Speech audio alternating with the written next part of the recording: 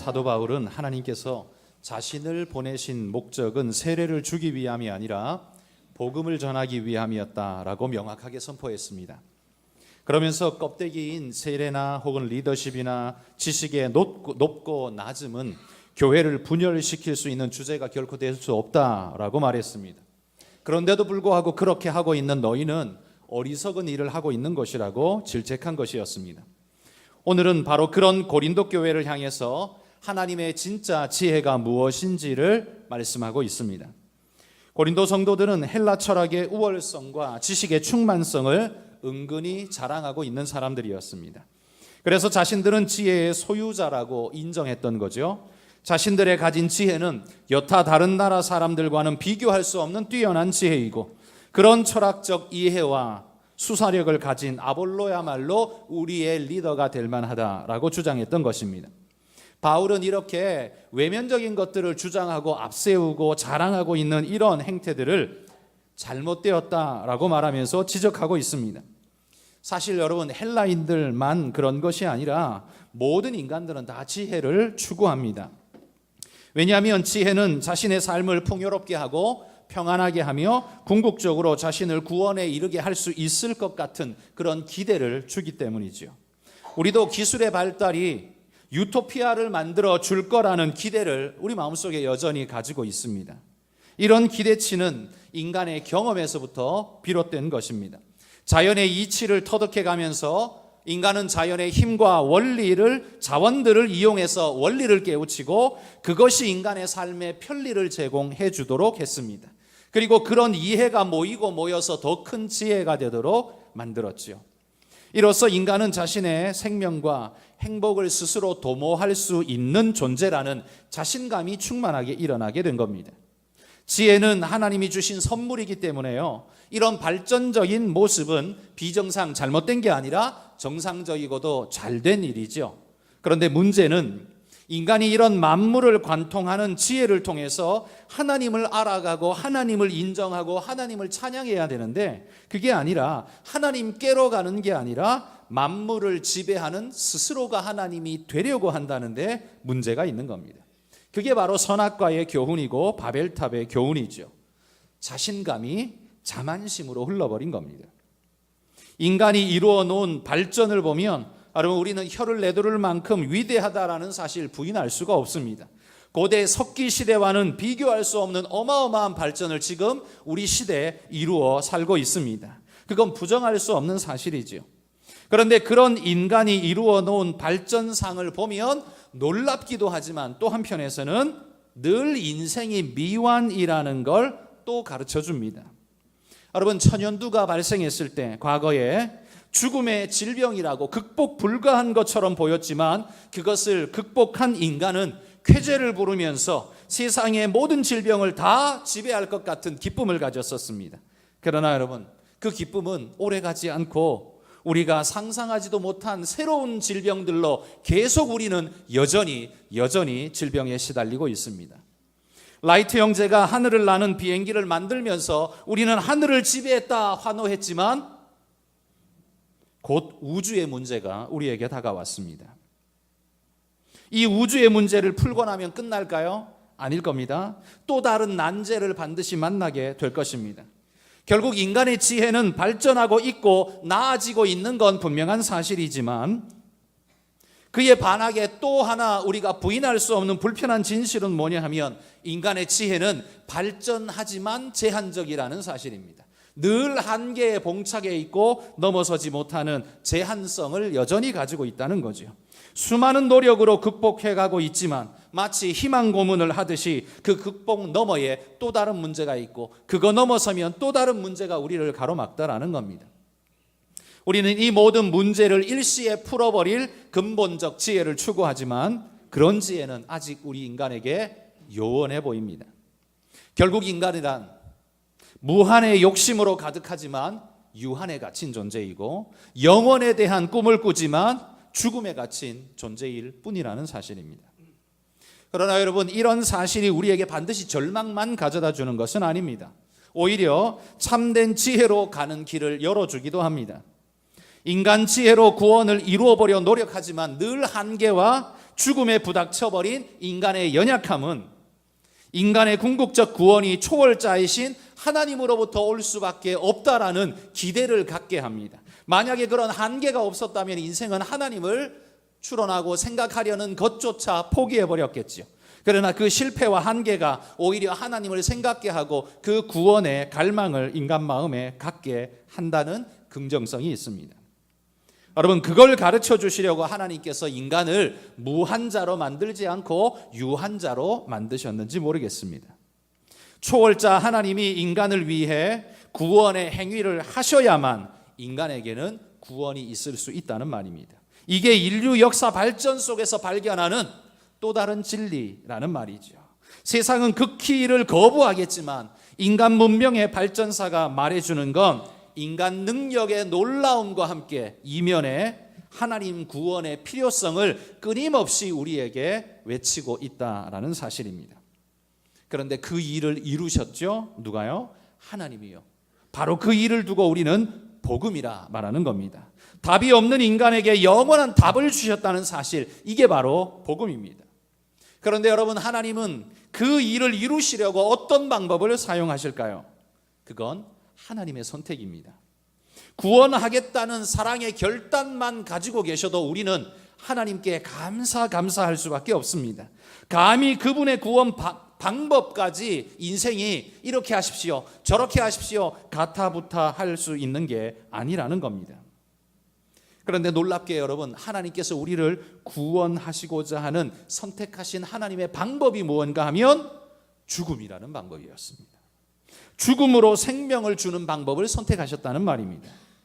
인간은 인간 지혜의 확장을 통해서 구원을 얻고 싶어 했습니다.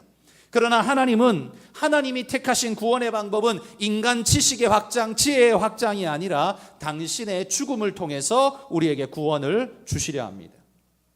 이는 인간 안에만 구원의 방법이, 인간 안에는 결코 구원의 방법이 없다는 걸 반증해 주는 것이지요. 여러분, 죽음으로 생명을 주신다는 이 어이없어 보이는 진리는 인간에겐 궤변으로밖에 들릴 수 없을 겁니다. 그래서 인간이 받기에 매우 불편한 진리이지요. 그러나 하나님은 이걸 설명해 주시려고 자연 속에서 설명서 하나를 심어두셨습니다. 예수님이 요한복음 12장에 하신 말씀인데요, 한 알의 밀이 땅에 떨어져 죽지 아니하면 한 알 그대로 있고 죽으면 많은 열매를 맺느니라. 이 말씀은요, 하나님의 구원 계획을 설명하는 가장 좋은 샘플입니다. 죽어야 살 수 있다는 역설의 진리가 이 세상에는 없는 진리가 아니라 자연 만물 속에도 있다는 거지요. 그러니 하나님께서 선택하신 이 진리는 이상한 게 아니라 하나님이 계획하시고 우리에게 주시는, 우리가 쉽게 생각할 수 없는 놀라운 하나님의 방편이라는 겁니다. 그리고 그 구원의 방법의 대표적 언어가 십자가였습니다. 그러나 이 소식이 인간에게는 사실 어불성설로 들릴 수밖에 없었습니다. 왜냐하면 여러분, 인간의 지혜가 축적한 자료에 의하면 죽음이 뭡니까? 죽음은 곧 의미상 패배, 소멸, 무능, 끝, 이런 의미를 가지고 있습니다. 소망을 주는 메시지가 죽음이라는 단어 속에는 없다는 말이죠. 죽으면 끝이다. 여러분, 이건 어느 시대에나 통용될 수 있는, 또 통용되고 있는 진리처럼 오늘 우리 시대에 받아들여지고 있습니다. 인간이 아는 한 이런 방법으로는 구원이 없습니다. 그래서 십자가는 그들이 보기에 어리석게 보일 뿐이라는 거죠. 23절에 말하는 것처럼 지혜를 추구하는 헬라인에게는 미련한 소리처럼 들립니다. 그건 지식이 없어서 무식한 자들의 무식한 말이야, 이렇게 말한다는 거죠. 이치와 원리를 중시하는 헬라인들에게는 막무가내 같은 억지 소리로밖에 들릴 수가 없다는 겁니다. 그래서 헬라인들에게는 미련한 것으로 보입니다. 또한 유대인에게는 거리끼는 것이라고 말합니다. 왜냐하면요, 신명기 21장에 보면 율법에 이렇게 기록합니다. 그 시체를 나무 위에 밤새도록 두지 말고 그날에 장사하여 내 하나님 여호와께서 내게 기업으로 주시는 땅을 더럽히지 말라. 나무에 달린 자는 하나님께 저주를 받았음이니라. 이렇게 말합니다. 나무에 달린 자마다 하나님께 저주받은 자인데 어떻게 나무 십자가에 달려 죽은 예수가 하나님의 구원 방편이 될 수 있느냐? 불가하다는 거지요. 그건 율법을 정면으로 거스를 뿐만 아니라 하나님께서 말씀하신 율법을 그렇게 선포하신 하나님을 마치 조롱하는 것처럼 될 수 있기에 그건 아주 불편한 진실, 거리끼는 것이 될 수밖에 없다는 거지요. 그러므로 십자가는 헬라인에게만 불편한 게 아니라 유대인에게도 여전히 걸림돌이 되고 있다는 겁니다. 모든 인간에게 십자가는 받아들이기 어려운 거리끼는 것일 뿐이라는 말입니다. 그런데 여러분, 그렇게 인간의 입장에서 받아들이기 어렵고 힘겨운 사실인데 여러분들은 어떻게 그 비밀을 받아들여서 여기 이 자리에 믿음을 가지고 앉아 계실 수 있게 된 겁니까? 지금 우리는 여러분 믿고 있지 않습니까? 그리고 이 말씀을 받아들고 있는 고린도 교회도 이 십자가의 복음을 믿고 있는 자들입니다. 전혀 불가능해 보이는 이 믿음이 어떻게 우리에게 이미 와 있는가? 여러분, 이것 역시 우리의 지혜로 하나님 말씀을 깨달았기 때문에 여기 있는 게 아닙니다. 자연에서 얻은 이치와 원리를 따져서 십자가를 이해해서 여기 온 게 아니라는 말입니다. 우리는 그런 인간적 전제와 자연적 지혜 방법을 따라 이해하여서 말씀을 받아들인 게 아닙니다. 하나님께서 우리를 지극히 사랑하셔서 그렇게 하시겠다고 작정하셨다면 하나님은 그렇게 하실 수 있는 분이시다라고 그렇게 하나님을 우리가 믿었기에 그 다음의 과정들은 어떤 과학적 방법이 있는지 우리는 잘 모르지만 우리는 하나님을 믿고 났더니만 그 나머지도 그런 하나님이라면 이 모든 것이 가능하지라는 믿음이 우리 안에 찾아들게 되었다는 겁니다. 그래서 초대교회의 유명한 신학자인 어거스틴이 이렇게 말했습니다. 이해되면 믿는 것이 아니라 믿으면 이해된다라고 말씀한 겁니다. 그러니까 여러분, 하나님께서 작정하신 이 영원한 구원 계획은 믿음의 관점에서야 비로소 십자가의 방법이 하나님이 택하신 놀라운 구원의 방법이며 자연인의 지혜로는 도저히 상상할 수 없는 구원의 방법임을 깨닫고 하나님의 지혜를 감탄하게 된다라는 말입니다. 그래서 여러분, 믿는 것이 중요한 겁니다. 하나님을 믿으니까 이 모든 나머지의 믿음도 따라오는 겁니다. 그리고 믿는 자들에게 십자가는요, 하나님의 구원이요 능력이 되는 겁니다. 믿지 못하는 자들에게는 그게 뭐야? 그게 무슨 우리 어리석은 소리야? 이렇게 말하게 되는 거죠. 그래서 여러분 25절에서는 이렇게 말합니다. 하나님의 어리석음이 사람보다 지혜롭고 하나님의 약하심이 사람보다 강하니라. 어리석어 보이는 그 방법이 그런 엄청난 구원의 길이 될 줄 여러분 누가 알았겠습니까?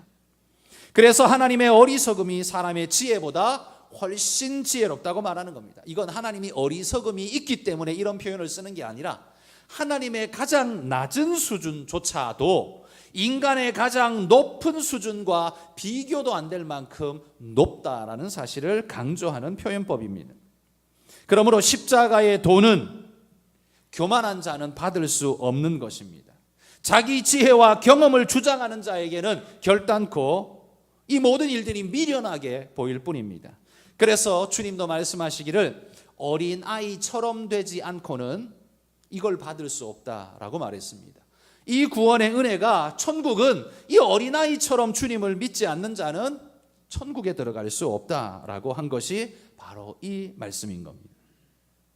여러분 26절부터 나오는 말씀에서 바울은 고린도 교회야말로 바로 이 십자가의 도를 깨닫고 믿음에 이른 가장 좋은 샘플임을 설명합니다. 그러면서 26절을 이렇게 시작합니다. 형제들아 너희를 부르심을 보라 이렇게 말합니다. 너희가 어떻게 구원에 이르렀는가 한번 생각해봐라 라고 말하죠. 지혜와 문벌과 재력으로 너희가 지금 구원에 들어와 있느냐? 아니라는 겁니다. 자 26절 같이 한번 읽어봅시다. 형제들아 너희를 부르심을 보라. 육체를 따라 지혜로운 자가 많지 아니하며 능한 자가 많지 아니하며 문벌 좋은 자가 많지 아니하도다. 고린도 성도들 중에 재력과 지혜가 높은 자들도 있었지만 그들은 아주 소수였고요. 대다수의 사람들은 그렇지를 못했습니다. 그래서 바울도 말하기를 많지 아니하도다 이렇게 말하지 않습니까? 고린도 교회 성도들 대부분은요 노예이거나 천민이거나 하층 노동자였습니다. 이 사람들이 교회의 대부분을 구성하는 사람들입니다. 잘났다고 말하는 사람들은 다 믿음을 거부했거든요. 그런데 너희는 그런 것 없음에도 불구하고 이미 하나님의 구원에 들어온 자들 아니냐. 한번 자신을 돌아봐라. 너희에게 지혜와 학식과 문벌이 있느냐? 그럼에도 불구하고 너희는 이미 구원에 쑥 들어와 있는 걸 한번 봐라. 이게 무엇 때문이냐라고 말하는 겁니다. 어떻게 들어온 거죠? 지혜로, 재력으로 아닙니다. 그런 것 하나 없는 너희임에도 불구하고 이미 구원의 자리에 들어와 앉아 있음은 하나님의 구원이 인간의 지혜나 능력으로 되는 일이 아니라는 걸 너희가 증명하고 있다는 겁니다. 너희를 보면 알 수 있지 않느냐? 지혜와 재력과 문벌로 구원이 이루어지는 게 절대 아니다라고 말하는 거예요. 아니 그러면 그게 아니면 어떻게 믿음 안에 들어왔을까요? 27절에 보시면 하나님께서 택하사 이런 표현을 씁니다. 하나님이 택하시고 부르셔서 너희가 여기 있을 수 있게 되었다는 말입니다. 여러분 이로보건대 이 말씀 속에 두 가지의 확실한 사실을 깨달을 수 있습니다. 첫째는 구원이란 것이요 지혜나 문벌이나 재력에 의한 것이 아니라는 사실이 확실하다. 이게 첫 번째 사실입니다. 이는 너희가 구원에 이르러 있는 사실만 봐도 증거되지 않느냐, 증명되지 않느냐. 지혜자에게 무시받는 너희들, 문벌자에게 천시받는 너희들, 그럼에도 불구하고 너희가 먼저 구원에 이르러 있음을 보노라면 지혜와 문벌이 구원을 주는 게 아니라는 건 명확하다라는 말입니다. 그리고 두 번째 분명한 사실은요, 아무것도 가진 것이 없고 내세울 것이 없는 너희를 하나님이 고귀한 자녀로 만들어 놓으신 걸 보면 십자가는 명백히 하나님의 지혜요 능력임에 틀림없다라는 사실입니다. 인간의 지혜와 능력으로도 하지 못하는 그 일을 하나님은 십자가를 통해서 이미 이루셨다는 거지요. 가장 낮고 천한 우리 같은 자들을 구원에 올려놓는 걸 보면 무슨 지혜로 무슨 방법으로 몰라. 근데 십자가로 이게 됐대. 이게 구원의 은혜가 주어졌대. 여러분 이런 은혜를 우리가 얻은 거지요. 이게 하나님의 놀라운 지혜라는 겁니다.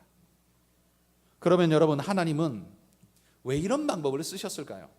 이거보다는 사실 보편적으로 사람들이 인정하는 지식의 축적을 통해서 지식이 지식을 낳고 거기에 좀 더 발전해서 하나님께로 가까이 가게 하시면 좀 더 폼나지 않을까요? 뭔가 그래도 도덕적인 정결함을 가지고 그런 모습으로 점점 더 성결함으로 나가는 자가 그런 구원에 이른다. 이런 말이 훨씬 설득력 있지 않을까요?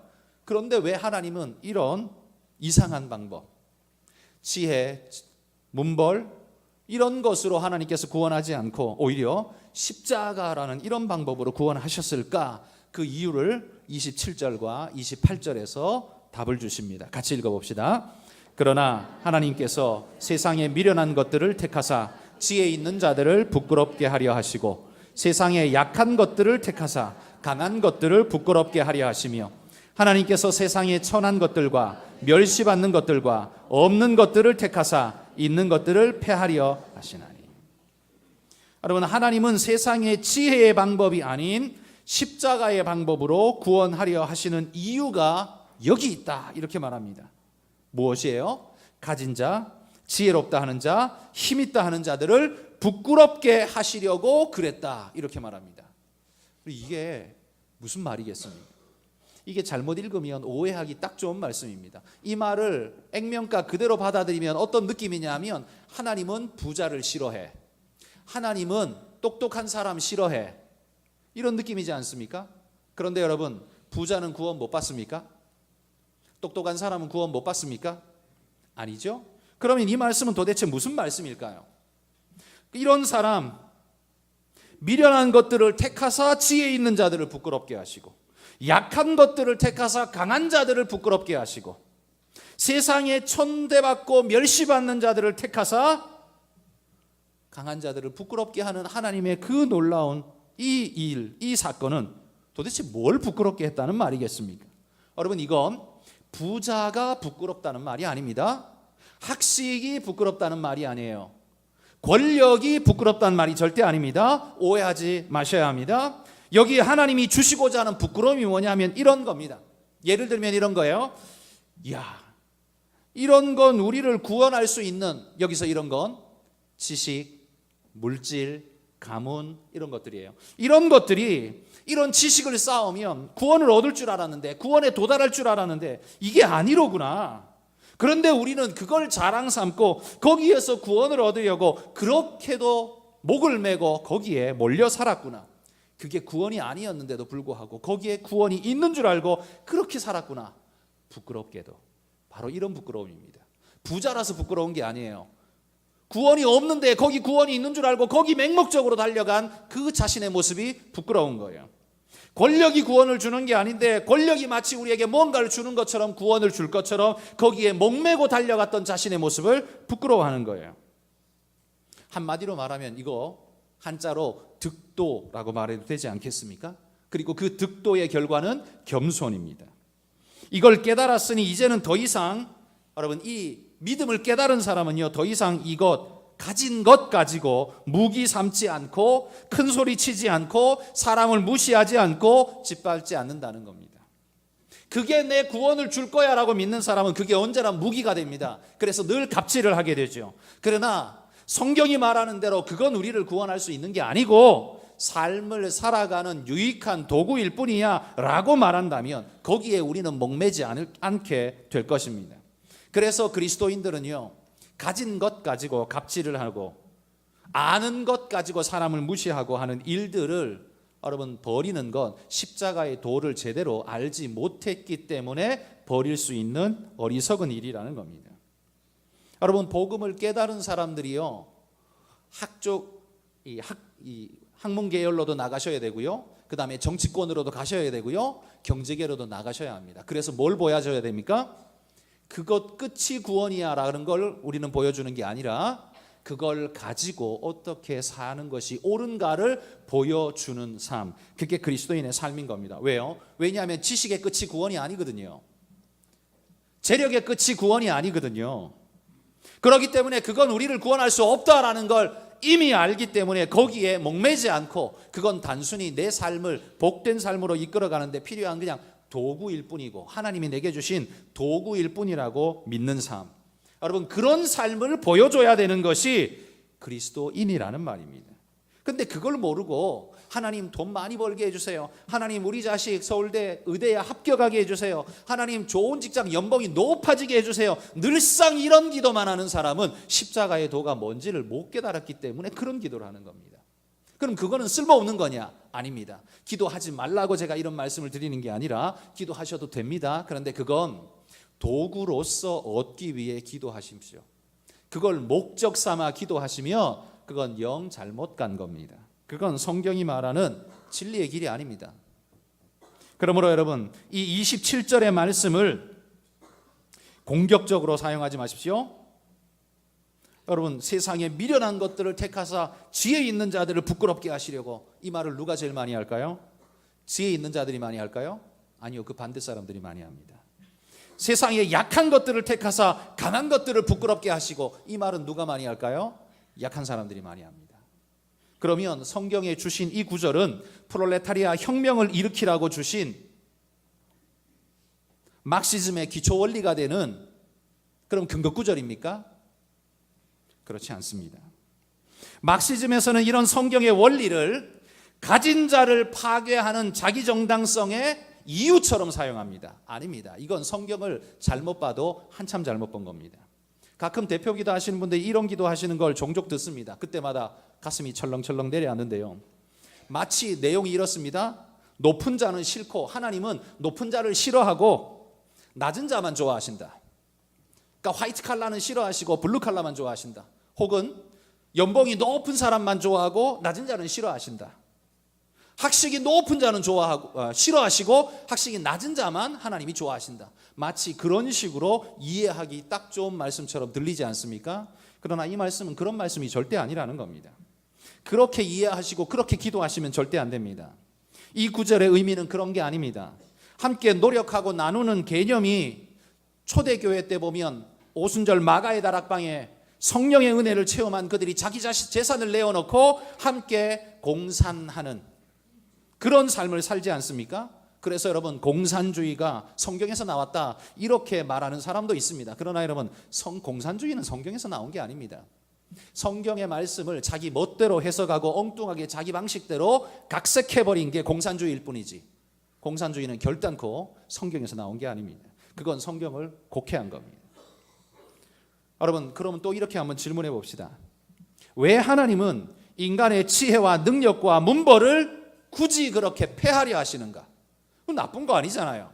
잘못된 것도 아니고 죄도 아닌데 그걸 왜 폐하려 하십니까? 여러분, 그건 프롤레타리아 혁명을 일으키기 위해서가 아닙니다. 가진 것이 잘못이기 때문이 아닙니다. 만약에 가진 것이 잘못이라면 여러분이 늘상 기도하는 제목, 우리 자식들 잘 되게 해주시고라는 건 전부 다 잘못된 기도죠. 거짓된 기도입니다. 그렇게 되면 잘못된 겁니다. 그러나 이 말씀은 그런 말씀이 아닙니다. 여기서 폐하신다는 말씀은 그런 것들이 구원을 줄 수 있는 것인 양 생각하는, 똑똑하다고 생각하는 그 어리석은 자들의 어리석음을 깨뜨려 주신다는 측면에서 폐한다라는 단어를 지금 쓰고 있는 겁니다. 그들이 세상적 지혜를 가진 건 사실입니다. 그러나 오히려 가졌다는 그 지식 때문에 하나님의 뜻을 받아들이지 못합니다. 자기 의에 가득한 자는 하나님의 구원 계획인 십자가가 아무리 봐도 이해되지 않는 어리석고도 미련한 말로 들릴 수밖에 없습니다. 그러니 여러분, 하나님이 패하신다는 것, 바로 이런 걸 패하신다는 말입니다. 부한 자를 가난하게 만들고 지혜로운 자는 멍청하게 만든다는 이야기가 절대 아닙니다. 자기 고집과 아집을 깨고 구원의 진리 안으로 이끌어 들이신다라는 측면에서의 말씀이라는 겁니다. 그러므로 여러분, 세상에서 자랑이 될 만한 요소인 지혜, 가문, 재력, 나쁜 거 아니에요.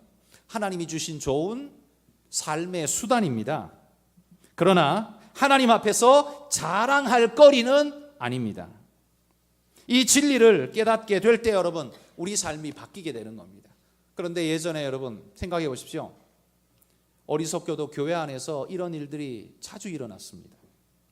어떤 목사님은요, 자기 교회에서 서울대생이 탄생했다고 예배 시간, 광고 시간에 일으켜 세워가지고 박수 쳐주는 분도 있습니다. 이게 할 일입니까? 이게 교회가 해야 될 일입니까? 잘된 건 개인적으로 축하해 줄 일이기는 하지만, 그러나 여러분, 그렇게 되면 그러면 그 학년에 대학 떨어진 애들은 하나님께 저주받은 애들이고, 그런 애들을 두고 있는 부모는 하나님께 버림받은 사람들이고, 그렇게 되는 겁니까? 그 하나의 사건이 한 사람을 칭찬하자고 수많은 사람을 십자가에 못 박는 일처럼 가슴에 못 박는 일들이 벌어집니다. 그러면 그렇게 좋은 대학을 못 가면 인생에 전부 다 루저가 돼서 하나님이 쓸모없는 쓰레기통에 다 집어넣는 사람이 됩니까? 아니잖아요. 그런데도 불구하고 교회가 강단에서 그런 일들을 벌인 적들이 있다는 말이에요. 이게 얼마나 어리석은 일이냐는 겁니다. 그건 십자가의 도가 아니에요. 그건 교회가 절대 하지 말아야 할 일입니다. 개인적으로 축하해 주는 건 좋은 일입니다. 왜? 열심히 했고 수고해서 좋은 일에 이른 건 좋은 일이에요. 그러나 여러분, 그걸 강단에서 그렇게 하고, 이건 전혀 아니죠. 그래서는 안 되죠. 더 많은 사람을 좌절에 빠뜨리는 일이기 때문에 결단코 옳지도 않습니다. 그리고 그 사람이 그렇게 해서 정말 하나님이 기뻐하는 일을 하면 다행이지만 그게 아니라 죄악의 도구로 사용하면 어떡합니까? 그게 저주의 길이지요. 그러므로 여러분, 하나님이 여기 인간의 지혜와 능력과 문벌을 폐하신다는 게 어떤 의미인지를 깊이 새기면서 바른 기도, 바른 삶의 목표를 잡고 가셔야 합니다. 여러분, 이런 하나님의 십자가 진리를 깨닫게 되면 우리에게 주어지는 유익은 그러면 뭘까요? 첫 번째 유익은요, 인생이 겸손해집니다. 왜냐하면 내가 가진 것이 옛날에는요 굉장히 자랑스럽고 세상에 뻑일 수 있는 재료인 것 같았고 사람들은 무시해도 되는 재료인 것처럼 보였었습니다. 그런데 이제는 이 진리 말씀 딱 깨닫고 나니까 그게 아니구나, 그럴 만한 가치 있는 게 아니구나, 그냥 하나님이 내 삶에 좋은 도구와 숙제를 주신 거구나, 그렇게 받아들이게 되면 어떻게 해요? 삶에 좀 더 겸손한 모습으로 임하는 자가 될 수 있다는 겁니다. 다른 사람을 무시하고 짓밟아도 될 만큼 그렇게 가치 있는 게 아니구나라는 걸 깨닫게 되는 거지요. 여러분, 세상의 경제 논리, 물질 논리만 가지면 서열은 철저하게 물질 순으로 새겨질 수밖에 없습니다. 그나마 물질 없음에도 불구하고 그나마 명맥을 유지하는 것, 학식이 좀 높으면 돈 없어도 조금 명예로 버텨보는 어떤 건 있습니다. 그게 세상 아닙니까? 그러나 여러분, 그리스도인이 그렇게 살아서 되겠습니까? 그게 우리 삶의 기준이고 그게 우리 삶의 질서라고 생각하면 그건 신앙의 원리를 깨닫지 못한 사람의 모습일 뿐입니다. 여러분, 진짜 십자가를 깨달으면 겸손해지게 되어 있습니다. 이게 생명 원리가 아니거든요. 물질, 가문, 내 권력, 이게 생명의 원리가 아니거든요. 그렇기 때문에 오히려 겸손할 수 있다는 겁니다. 두 번째는요, 하나님이 주신 이 모든 달란트, 지혜나 재력이나 가문이나 지식이나 이 모든 달란트가 내 목적, 삶의 목적이 아니라 수단이었구나라는 걸 알게 됩니다. 그래서 바로 이 지혜, 가문, 재력에 올라가기 위해서 힘썼던 과거를 버리고 이게 발판이구나. 그러면 이것 위에 더 큰 목적이 있겠구나. 그래서 여기를 향하던 우리의 삶의 모습이 여기가 아니라 더 높은 삶을 향해 달려가는 삶으로 바뀌게 된다는 겁니다. 그러기에 여러분, 우리 삶에 물질은 꼭 필요하지만 돈 버는데 인생의 모든 것을 쏟아붓는 그런 어리석은 일은 우리가 하지 않기를 소망합니다. 돈 많은 것에 사람 평가 기준으로 삼지 말기를 바랍니다. 오히려 여러분, 여기서 말하는 돈, 문벌, 재력, 그것 가지고 어떻게 살았는가, 여러분 그걸 가지고 칭찬하며 또 고민하며 살아야 됩니다. 오히려 서울대학에 입학했다고 박수 쳐줄 게 아니라요, 좋은 학교 나와서 그럼에도 불구하고 정말 희생적이고 헌신적인 일을 한 사람에게 박수를 쳐주십시오. 그게 더 성경적이지 않겠습니까? 그게 삶에 오히려 하나님이 주시는 가르침일 겁니다. 세 번째 유익은요, 있는 자든 없는 자든 구원 얻는 데에는 전혀 문제 없게 만드신 하나님의 지혜를 찬양할 수밖에 없습니다. 여러분, 구원의 원리를요, 인간이 구원의 원리를 만들어낸 존재라면 아마 거기에도 서열이 생기겠죠. 그래서 지식이 많은 자는 구원 얻고 없는 자는 구원 못 받고, 재물이 많은 자는 구원 받고 재물이 없는 자는 구원 못 받고. 여러분, 만약에 지혜의 양과 재물의 양으로 구원을 얻는다면 여기 오늘 이 자리에 앉아있는 우리 중에 구원 얻을 사람은 도대체 몇 명일까요? 여러분은 내가 잘 모르겠지만 적어도 나 자신을 놓고 보면 저는 지혜의 양과 재물의 양으로 봤을 때 결단코 구원 얻을 수 없는 존재일 수밖에 없습니다. 그래서 아예 구원에서부터 일찌감치 제외된 존재로 자포자기의 삶을 살 수밖에 없을 겁니다. 그러나 하나님께서 여러분, 구원의 길을 그런 데 두지 않으셨습니다. 감사하게도 믿음에 두셨습니다. 그래서 지혜로운 자도 구원 얻을 수 있고 지혜가 없다고 말하는 자도 구원 얻을 수 있게, 돈이 있다고 말하는 사람도 구원 얻을 수 있고 돈이 없어 가난한 사람도 구원 얻을 수 있게 하나님께서 만들어 두셨습니다. 이게 얼마나 놀라운 하나님의 지혜냐라는 겁니다. 인간이 했으면 이렇게 못했을 겁니다. 근데 하나님이 하셨기에 구원의 방편을 그 누구에게도 차별 없이 구원의 기회가 주어질 수 있게, 얻을 수 있게 하나님께서 우리에게 선물을 주셨다는 겁니다. 하나님께서 구원의 길을 다른 데 두지 않으셨기에 여러분, 우리에게 오늘 소망이 있지 않습니까? 가난한 자도 비관하여 살지 않을 수 있는 이유가 하나님께 있습니다. 가진 자도 교만하지 않게 살 수 있는 이유가 하나님께 있는 겁니다. 그러므로 여러분, 바울은 이렇게 마지막 권면을 합니다. 31절에 보면 자랑하는 자는 주 안에서 자랑하라. 이 말 또한 우리가 해석을 잘 못하는 말씀 중에 하나입니다. 주 안에서 자랑하라. 이건 어떤 말일까요? 교회에서만 자랑하고 밖에서는 자랑하지 말라, 이런 말일까요? 아니면 자랑할 때는 늘 하나님이란 이름을 포장지에 씌워가지고 이렇게 자랑해라, 이런 말이겠습니까? 아닙니다. 그런 말이 아니라 그냥 쉽게 이해하도록 말씀하면 이런 겁니다. 자랑하는 자는 주를 자랑하라. 자기를 자랑하는 게 말고 주를 자랑해라. 하나님이 이렇게 하셨다, 하나님이 이것을 주셨다, 하나님이 나로 복되게 하셨다, 이런 자랑을 하라는 겁니다. 그러면 교만하지 않을 수 있는 겁니다. 다른 것들은 여러분 그렇게 자랑할 만한 요소가 아니라는 겁니다. 주님만이 우리를 구원에 이르게 하시고 생명을 주시며 은혜를 부어주시고 그분 외에는 나의 자랑이 없다. 그래서 바울 사도가 자신의 출신, 자신의 학문적 능력, 그 다음에 자신의 시민권, 이런 것들을 다 뭐라고 말했습니까? 배설물이라고 말하지 않았습니까? 여러분, 그게 뭐 나쁜 거라서 배설물이라고까지 극단적으로 표현합니까? 그건 잘못된 것도 아니잖아요. 사기쳐서 얻은 것도 아니잖아요. 시대의 악으로 규정되어진 것도 아니잖아요. 좋은 것입니다. 그런데도 불구하고 바울은 그걸 배설물이라고 표현합니다. 지난 시간에 말씀드린 것처럼 그건 바울의 다짐이요 각오였습니다. 내가 주 예수 그리스도의 십자가의 도를 깨닫기 전에는 그게 내 삶의 목적이었는데 깨닫고 났더니만 그게 아니구나. 그건 아무것도 아니구나. 그건 내 삶의 목적일 수가 없다. 그렇게 제껴놓은 것. 그래서 배설물이라는 좀 더 극단적인 단어를 바울이 쓰고 있는 겁니다. 그만큼 바울의 결심과 각오를 보여주는 말씀이라는 거죠. 그게 나쁜 것 아니에요. 여러분이 학위가 높다고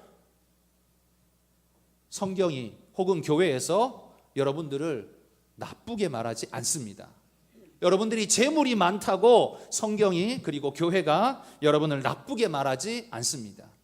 그걸 가지고 어떻게 사느냐를 가지고 하나님이 말씀할 겁니다. 그러니 여러분, 지금 얼마를 가졌고 얼만큼 채웠고 얼만큼 위치에 있고, 여러분 그것 가지고 스스로를 평가하지 마십시오. 그건 평가해야 할 잣대가 전혀 되지 않는다고 성경이 말합니다. 그건 우리 삶의 수단이요 도구이며 우리는 오직 하나님이 주신 궁극적 목표를 향해 달려가는 존재가 되어야 한다고 말씀하는 겁니다. 여러분, 오늘 바울 사도가 누구에게 세례를 받았느냐? 우리에게는 지식이 충만하다. 헬라적 그 지식이 충만하여서 어깨 으쓱한 교만함으로 있는 그 고린도 교회 성도들에게 이렇게 이야기를 합니다. 자랑할 것 하나 없는 것 가지고 자랑하는 어리석은 자가 되지 말라. 여러분, 우리도 이런 바울의 말을 따라 믿음의 삶을 살아가시기를 소망합니다. 가진 것 자랑하지 말고 가지지 못한 것 때문에 좌절하지 말고 겸손하게 행하면서 오직 주님을 자랑하는 그런 삶을 산다면 여러분의 삶의 어떠한 여건과 조건 속에서도 하나님은 여러분을 칭찬하시고 축복하시며 잘 살았다 말씀하실 줄 믿습니다.